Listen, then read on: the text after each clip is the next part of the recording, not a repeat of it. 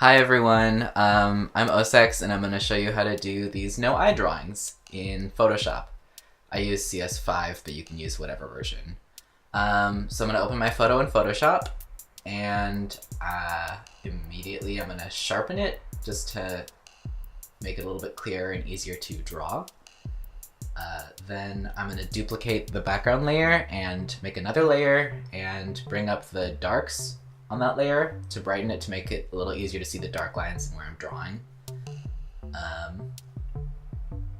I'm going to make sure that my line weight in my line tool is around 5 pixels, which can vary depending on how big your picture file is. I've just made a folder and titled it Outlines because that's what we're doing at the moment. So what you're gonna do is you just trace over the original photo. That's the idea. So I've started making a little line with the line tool, and I'm just gonna go around my shirt, which is the item part of the body we're doing right now, and just, it doesn't have to be super exact. You can see I'm messing up a little bit, but that's basically the shirt. And then I combine those layers, and I'm gonna title that new combined flattened layer shirt. Oh yeah, and I'm saving it as a PSD file, just so I don't lose any work and I can come back and edit it.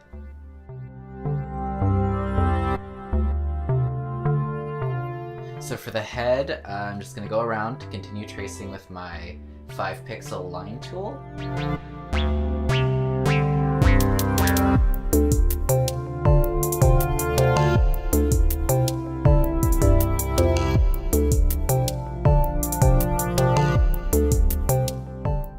And again, I'm going to go back to my layers window and just merge all of those layers and title that head. Forgot a little bit here. So for the eyes, I want to change my line thickness to 3 pixels. I usually do that for the detailed stuff on the face and the ears. And so I'm going to go in and just trace around my eye. And that eye, give myself the little inner eyelid thing, and messing up, redoing it, trying to fix the shape of the eye. For the little creases on top of my eye, I'm going to use a 2 pixel weighted line tool, just so it's not so thick. Okay, so the thing about how I do noses is that they tend to be incredibly different in every single drawing I do. So that's tough. So I would say, if you want advice on those, like, I cut out a whole bunch of me just messing up on the nose, but if you want like inspiration, just look at the tag on my blog of these. Mouth is pretty standard, just tracing again. For the eyebrows, I'm going to go up and change the weight of my brush to something bigger. Around 20 is a good place to start. I don't trace around the eyebrows, I actually just use thick lines to go over the eyebrows. It works if you have dark eyebrows, but I would trace them if you have light ones. But basically, they're just made up of different weighted lines for the different parts of the eyebrow. You can play around with that. Here I'm just noticing I didn't like the line on my nose, so I just got rid of it. And the ear, it changes every time like the nose, but you can just trace the dark lines. So that's it for the outline. So now we're moving on to color. So make a new folder and just title it color. And you can put some new layers in there. One layer called skin, one layer called shirt, and one layer called hair. And any other layers of extra things you want different colors. So for coloring the skin, a nice way to start is sampling the highlights and lowlights on your face with the eyedrop tool and making a gradient from that, but you gotta make sure it's a foreground to background gradient, not like a partial gradient like that one was. Oftentimes the color will have weird lighting, so I'll want to go back in and fix the colors of the skin gradient, just like that. And it took me a few tries to get the skin gradient to a place where I liked it.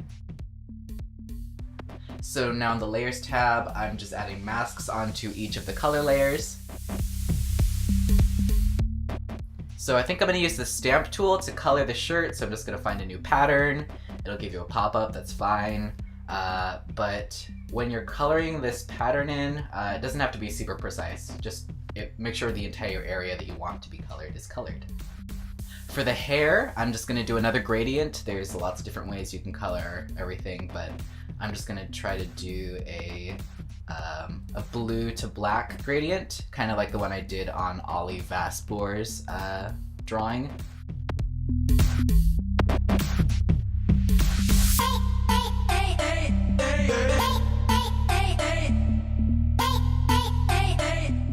So now I'm going to show you 3 ways to selectively remove the color. So I'm going to hide that hair and shirt gradient and invert the mask on the skin color gradient. So I've just hidden the background layer. For method 1, I'm going to take a paintbrush with 100% thickness and use white to just paint on the mask layer where I want my skin colors to be.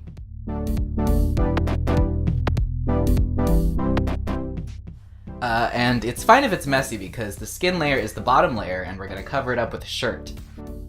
So now we're going to go back in and make the brush size smaller and make the color black and clean up the areas where it's not going to be covered by the shirt or the hair, so around the edges like this. Method 2 we're going to use for the shirt, so I'm going to unhide that layer, zoom out so you can see, and invert the mask. So what I'm going to use for this is the polygonal lasso, and I'm just going to select the parts of the shirt that I want to be colored.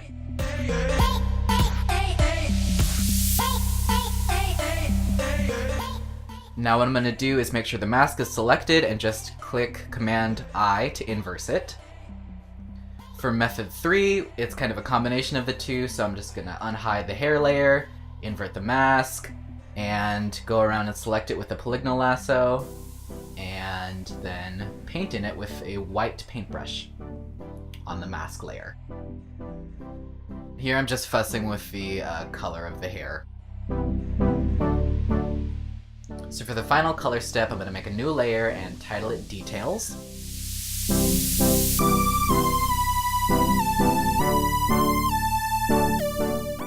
Now I'm just going to go in with my polygonal lasso and select the eyes and use a white paintbrush and paint them white for that classic no eye look. And finally for the lips, I'm going to use the eyedrop tool to sample the color of what the lips are right now. And then I'm going to use the polygonal lasso to select the lips, and then I'm going to go into my color wheel and I'm going to just make the color slightly more red than the current lip color, and I'm going to paint that into the lips.